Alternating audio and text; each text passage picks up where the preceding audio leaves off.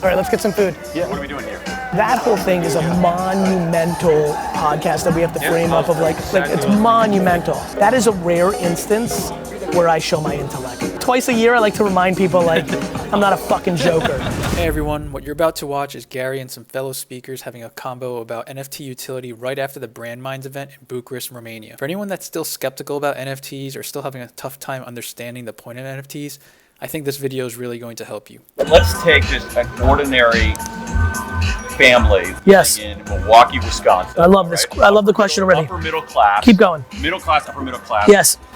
How are they going to own and use NFTs? Their favorite coffee shop that sells them $7 latte. Right.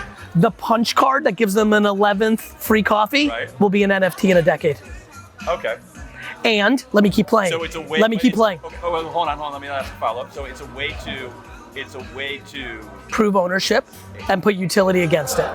Okay, but what it's doing is it's just actually making more efficient something that people are already doing. Correct. But let me keep going. Okay, go. Now, the coffee shop owner in Milwaukee is quite progressive and decided that the artist of the coffee punch card is going to be a inner city child from the bad parts of Milwaukee who they just did a contest and they won, and the month of February for Black History Month is this artist, this 16-year-old. 9 years later goes on to be a commercially successful artist. Right. The first art that he has ever made on the blockchain happens to be a Milwaukee coffee shop. Okay. Collectors like me that collect this and millions of other things go and start buying that NFT for $2,000 because it's his rookie NFT. Right.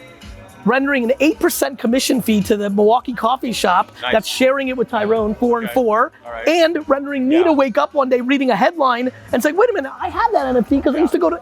It's creating infrastructure that people can't see yet. That's a beautiful example of the mundane SMB normal person. Every airline ticket is right now a QR code. Right. All three of us grew up when that was a piece of paper. Right. In between it was email and many other things. Right. That also will be, every corporation has so agendas for art that they can, if you look at, that's where I think it's going. What's interesting is at least to me, it's like not making more efficient something that already exists, but this idea that you can do something that isn't possible today. Correct. It's gonna be both. It's gonna be both. And so what isn't possible today is this idea that you can have essentially, I mean, you think about with art, like you can have essentially the providence of the art built into the art itself. So you know exactly where it is. And the other thing is that you can actually give the artist, him or herself, a cut of the secondary market. It's absurd. It changes everything. Because I think California has a law requiring that. So if I buy a painting from Angela, all right, and then Angela becomes famous. I buy a painting from Angela when she's unknown, and it's $1,000. Happens all the time. And then Angela becomes incredibly famous. Correct. Then I sell that painting for $100,000. She doesn't get anything. That's right. Although under California law, there's some kind of provision that requires. I'd love to know how well that's being enforced. Exactly. Correct. That's the problem. That's with correct. NFTs, correct. That's exactly right. You know what else is amazing? That is true. Think about how people are going to fund their music projects. Think about how an music artist today does it. They sign a contract with a record label for distribution. Right. They're basically getting a 20% cut after they pay back the bank all their dollars. For the most successful, it becomes an atrocious deal, which is why you've seen from Prince on through the decades upset. Now, let me play it a different way. Imagine Nirvana in 1992 had social media, and on TikTok says our first album's coming out, and all the fans that have been following us on TikTok, you could buy an NFT that represents a percentage of the back end in perpetuity. Now, isn't that profound? That's interesting. Now, I'm getting goosebumps. Now, you know this.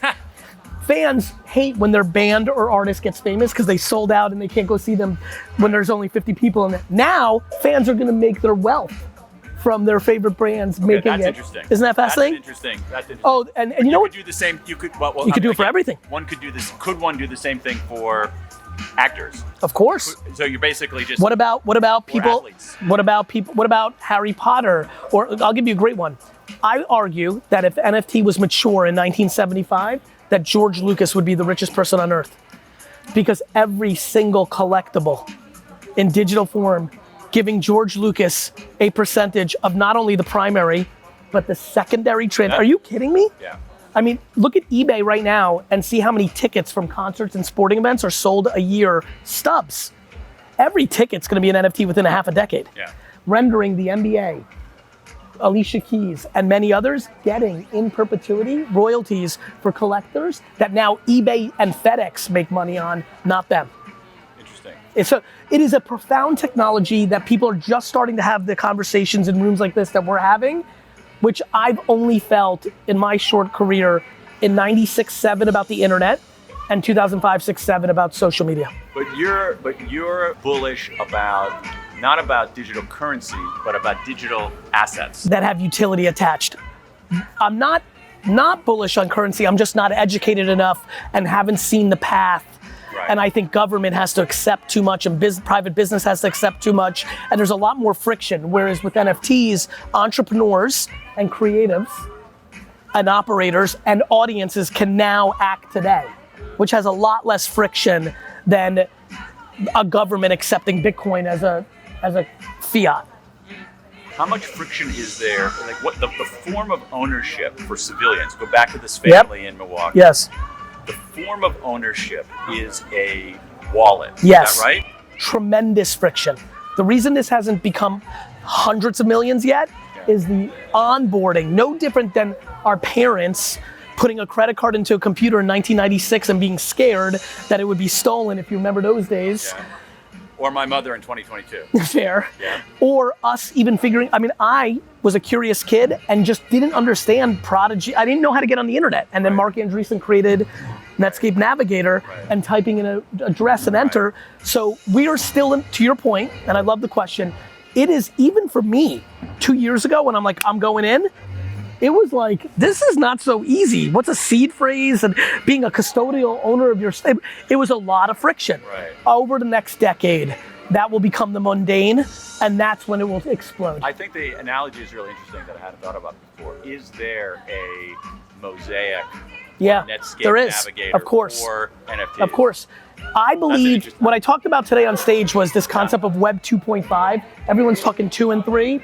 I think there's a chapter here in the next 3 to 5 years, and I've actually been bullish Coinbase, even though they got lots of problems given how overvalued the stock was and where they're at right now. I believe in their CEO, and I actually think they're the most positioned to create what I call a Web 2.5, where they are the holder of the assets. So it is actually against the philosophy of Web3. The philosophy of Web3 is do not allow corporations or others to have control. The problem is everybody loves the wild, wild west, which that is, until you're the one getting shot. So I've watched people on Twitter go crazy and be Web3 maxis and be like, this is the best, fuck the government, fuck the corporations, and then they get their NFT stolen, and immediately they're like, hey government, hey corporation, and so, right? Yeah. And so we're gonna go through this path, but I think your intuition on that insight is right. I do think that the next decade is about education and innovators, whether on the corporate side or the entrepreneurial side, of eliminating friction for the day-to-day. But much like in 1995, where I was a kid and really wasn't a technology kid, what I knew is that people were gonna use this damn thing because it was just gonna change everything. Yeah. That's kind of in the same. It's interesting, my first email account was a CompuServe account. So you were there. I don't know if you remember. Yeah, this. of course I do. My first email was that 9234? It was like 94. Yeah, makes sense. My first email address was something like 7462985. Phone number. It wasn't even that. Oh, just some numbers? Yeah.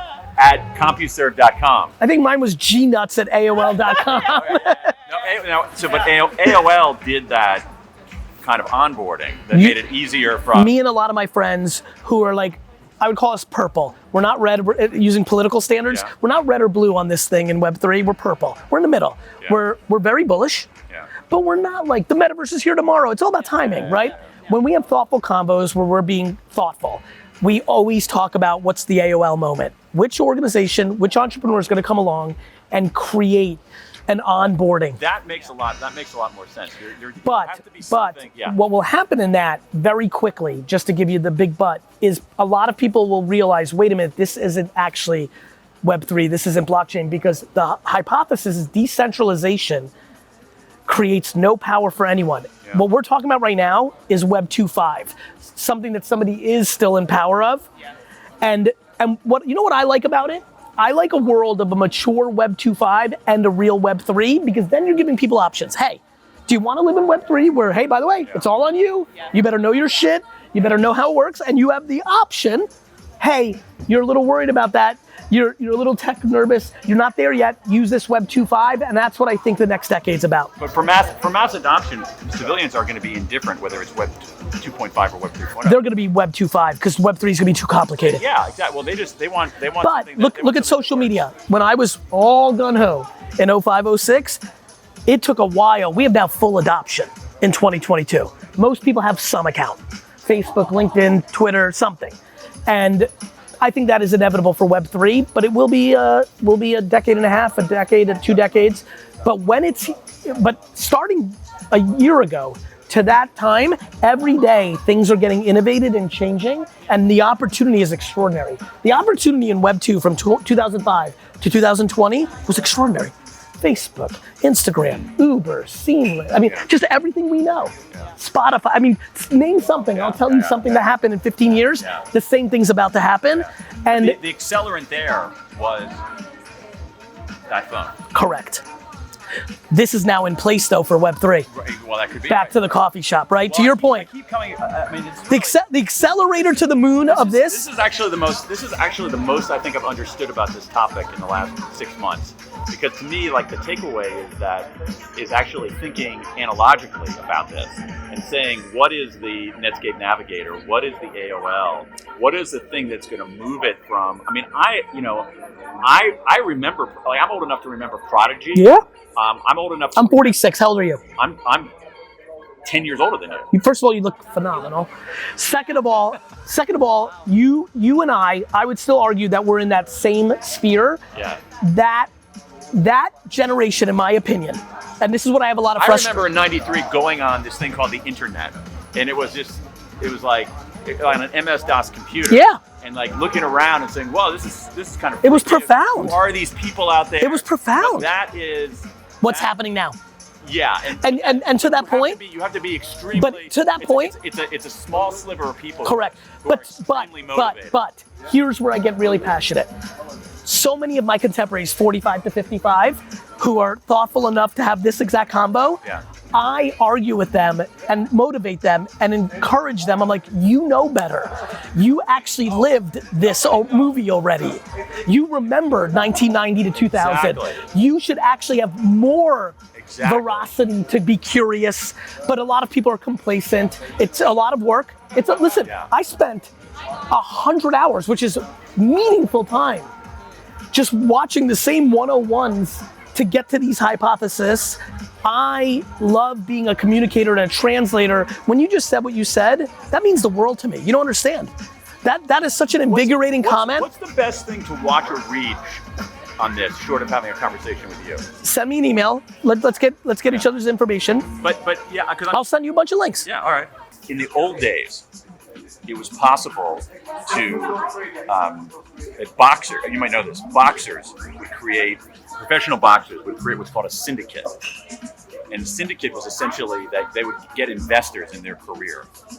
And the investors in their career would essentially finance the training. That's right. In exchange for a piece of the purse of the future. Mike Tyson. Well, and I always thought, not only the 20s, up to Mike Tyson. And I've been waiting for 20 years for that.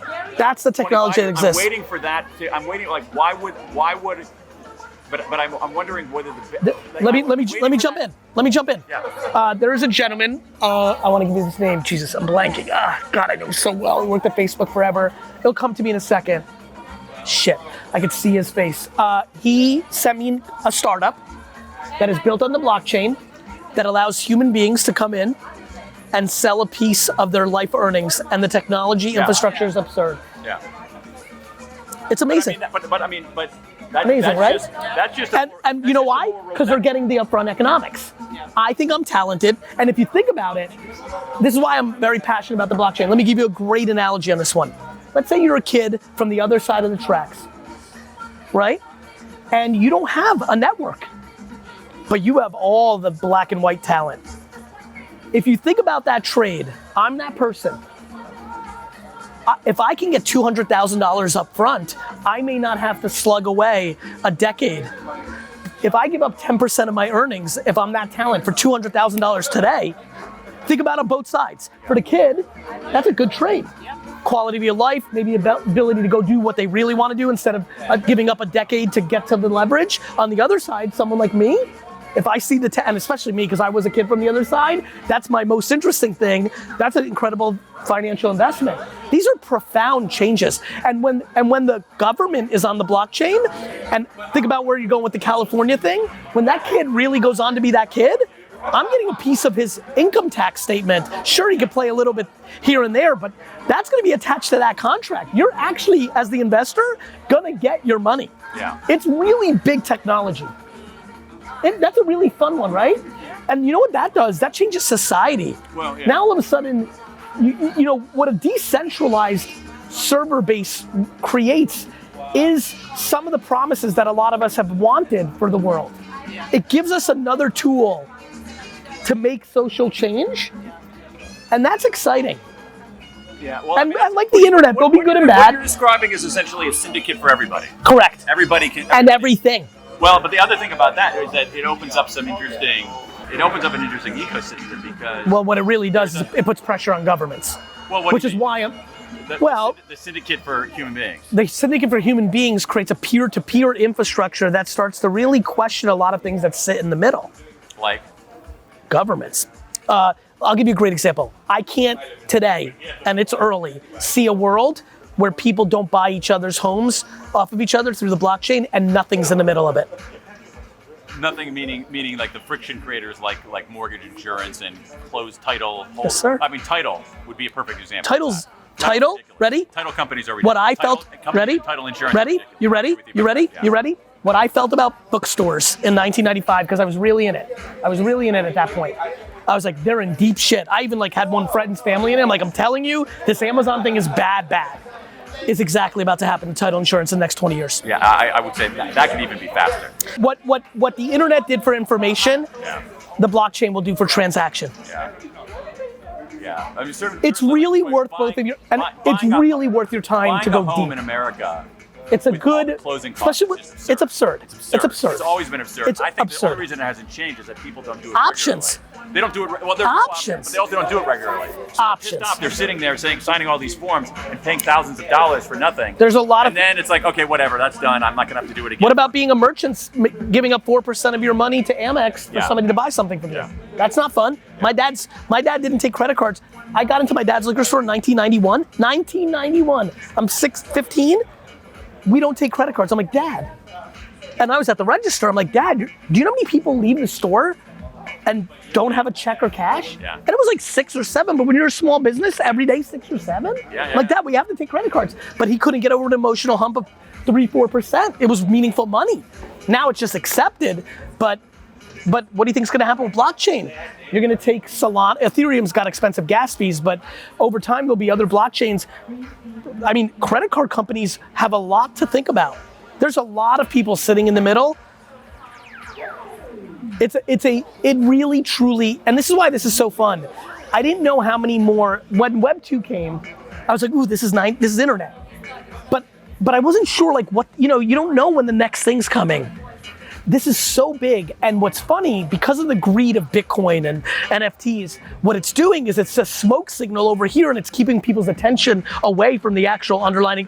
And so to me, I'm like, ooh, as an entrepreneur and as somebody who's got passion to like take advantage, good, bad, selfish, selfless, I'm like, ooh, I have a lot of time because this thing over here is distracting a lot of smart people, which is gonna render a couple more years of opportunity to land grab. That's what's happening. Yeah. And if you look back, looking at the history, I mean, I just remember like the early days of e-commerce. The short-term predictions were way too rosy, but the long-term predictions were not rosy enough. Correct. Pets.com. Pets.com was 80 billion. It didn't have any revenue. March, April, every day since I've been talking about this space, I've been referencing March 2000.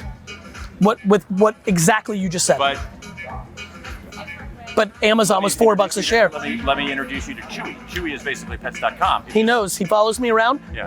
I use pets.com and Chewy every day of the week, and that's exactly what's going to happen. Yeah. And it's going to happen, by the way, with NFT projects right now.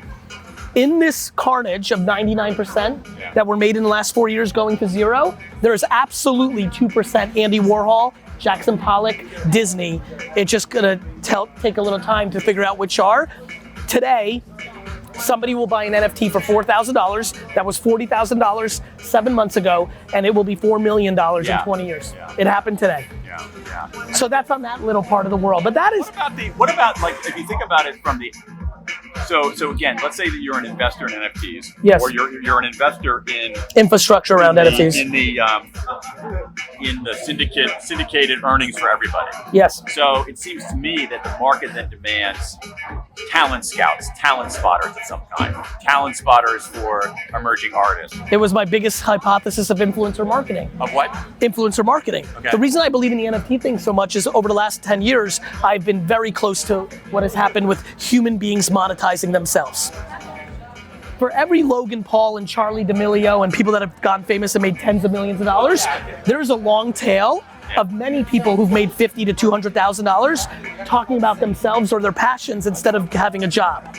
The same thing will happen in NFT land that are looking for talent. There will be the people that go on to make profound economics, but the long tail of having alternatives. I'm so happy for artists.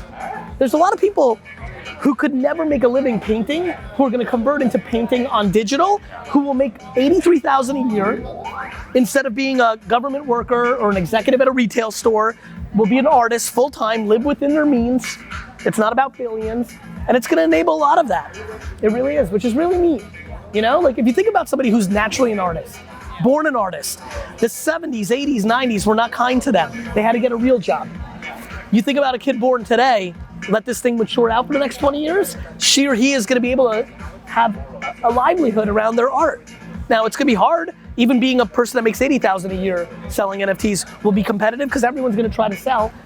But if you look at influencer marketing, there are millions making $100,000 a year. So many of these markets are winner take all markets. Like the long tail is on the platform side.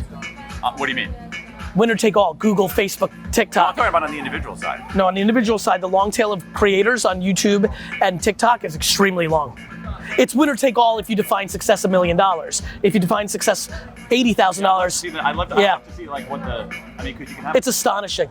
Yeah. It's astonishing. There's some thickness down here. It's astonishing what's happening. It's not being reported. People are not collecting the data. You have to be in the day-to-day to understand how many kids 15 to 45, I use the word kids that way, are making $50,000 to $100,000 a year being a personal brand. It's very long tail. And as technology, and by the way, the Great Recession has a lot more to do with that options. And I keep telling a lot of my corporate friends and leaders, I'm like, you're worried about the Great Resignation? Wait till you see the Great never applying in the first place. You've got an entire generation of kids growing up on Roblox, TikTok, Fortnite, who are like, you know, I could work at IBM or VaynerMedia or whatever, or I can make $61K doing X, Y, and Z. I'll live with 3 roommates. I'll keep building. Maybe I get to 200K. And it is a blind spot to the establishment at scale. And so what we talk about is these kids are entitled. They're not entitled. They're aware of their options. What's it that I want? Hey everyone, Jacob from Team Gary here. The audio gets a little cut off, so we wanted to remind you what Daniel Pink is saying here. He's saying that if he wanted to start a business that finds the most promising young people out there, and you wanted to buy a small piece of their earnings early in their career, what discovery method out there is the most efficient at finding talent? Something came along in the last 2 years that did a lot of work for you. What's that? The TikTok algorithm. So today, I'll explain. Yeah. Let me break it down for you. 5 years ago, the answer to your question is great research. Yes. If you're asking Spotify and Facebook to do it, they should be keeping the economics. I've always said this to everybody. Everyone's like, fuck Facebook. I'm like, they're doing it for you. Right, okay. If you want all the economics, do it yourself. Okay. So that's one. My contemporary answer based on today is called the TikTok algorithm. Tell me. So TikTok, why TikTok has become the biggest social network in the world is because the algorithm was based on the interest graph, not on the social graph. What does that mean? It means as a human being, I the four of us with Dustin might have went to high school together, and we were a clique. And at 17, we were a clique. We were in a small town together, we were a crew, and we followed each other. Over the next decade, all four of us' lives evolved. Our interests evolved, and getting content, and by the way, at 27, all four of us are likely in different parts of our life cycle. One of us might be married, one might have a kid, one might really still try to figure themselves out after adversity, one might be flourishing as an independent. But the content becomes not as valuable because when you're following people, people are always evolving. That was Facebook, that was Twitter, that was the first era of social. The graph that it was built on was who you follow. Okay, right, okay. TikTok came along and said, we're gonna go about this differently. We're gonna feed you the things that you're interested in. We're gonna build AI and technology that knows Gary's into wine now, but he might be less into wine in 2 years, and we're gonna show him sneakers. And it keeps pounding interest. What that has done is created a higher level of merit and more stickiness. People enjoy TikTok so much today because they're actually getting what they want. But why wouldn't Facebook and Twitter do that too? Oh, they're going to. They're going to, but algorithms are high tech. Okay, there's a lot that goes into that, right? Yeah. So nonetheless, to answer, yes, they have.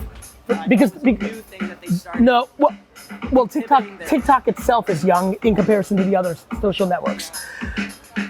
Final point to go back to your question, because it's now based on merit. So what you'll see, I don't know if you've done this or you've seen this or how close you are to this. Why is TikTok different?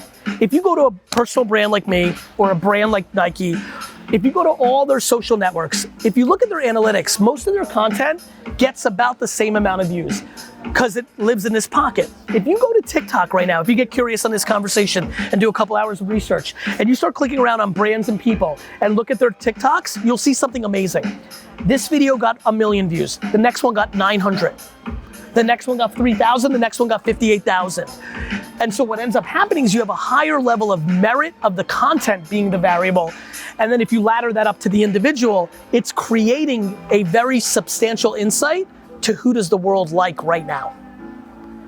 Thus rendering the answer to your 17-year-old question. I know this because it's what I do for a living. And a lot of the relationships I make are based on humans that are ascending on their way up. And I'm trying to find ways to bring them value because I've lived that life.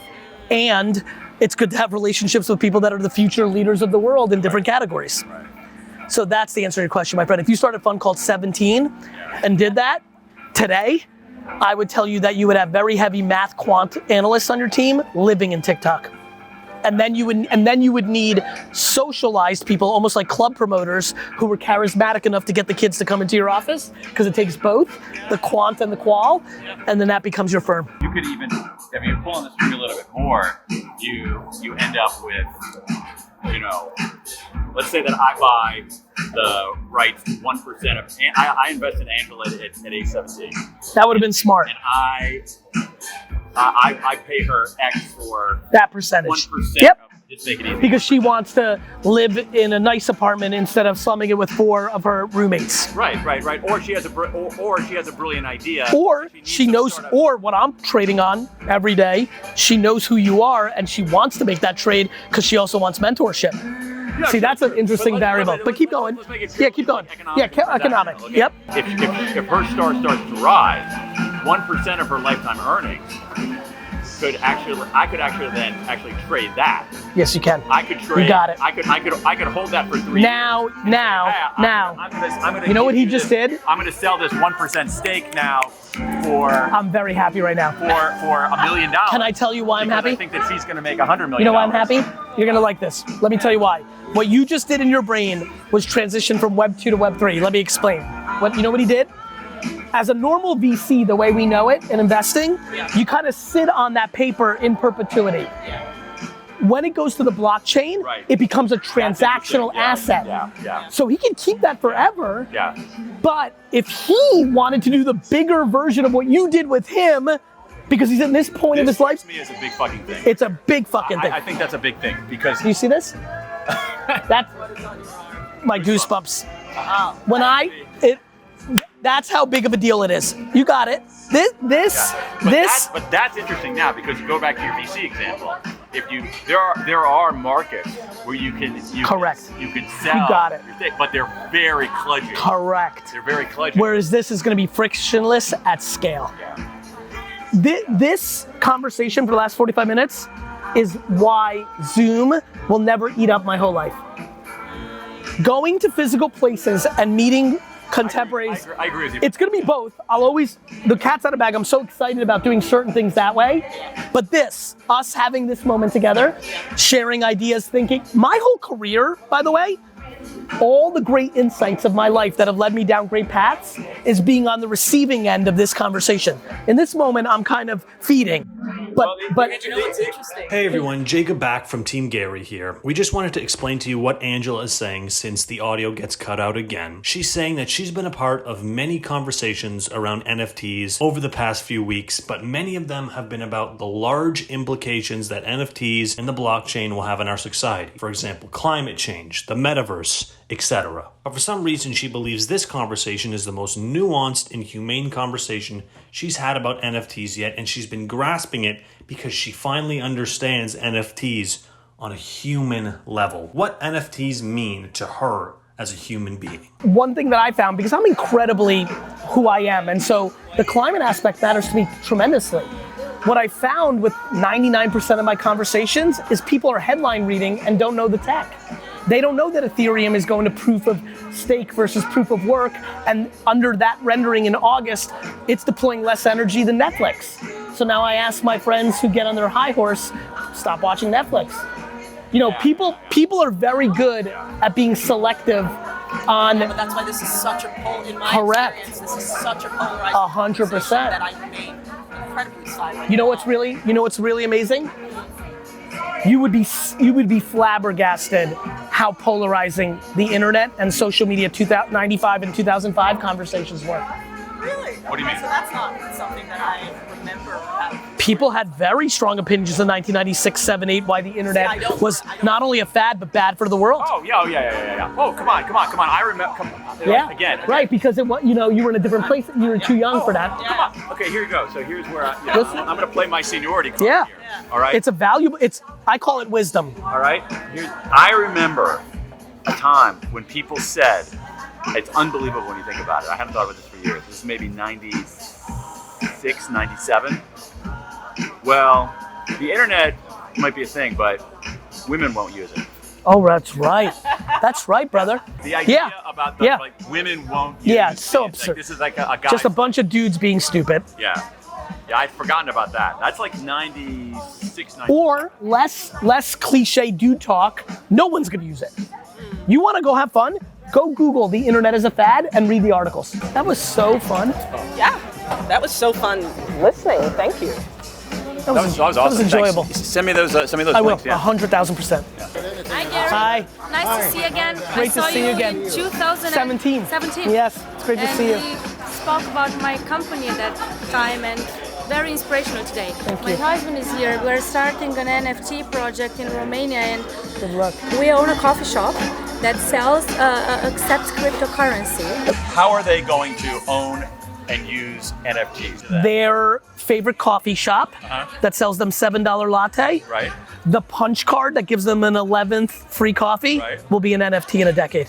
Amazing. And when I released press release, we had only two buyers. Yes. Only, that's it. And everyone laughs about us. Yes. And I said, fuck you. I love when they laugh. Me too. When they laugh, you know it's gonna be good. You're ahead of it. To buy it. Yet. You know how many orders I used to get on winelibrary.com in 1995? 1, 2, God. 1, 2. Patience. Yes. Eat and talk later.